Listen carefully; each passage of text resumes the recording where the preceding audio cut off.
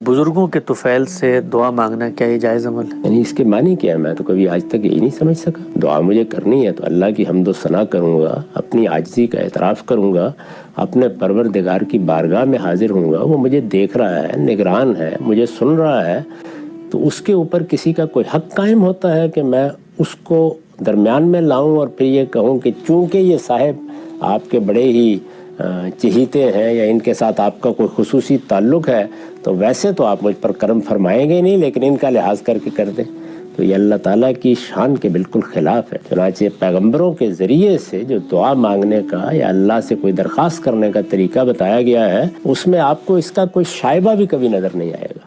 वो दुआएं देखिए जो दाऊद अलैहिस्सलाम ने की हैं, पैगंबरों की दुआएं बाइबल के साहिब में नकल हुई हैं, कुरान में जो पैगंबरों की दुआएं नकल हुई हैं, रिसालत में आप सल्लल्लाहु अलैहि वसल्लम की जो दुआएं हैं, उनमें कहीं आपको इस तरह की कोई चीज़ मिलती है?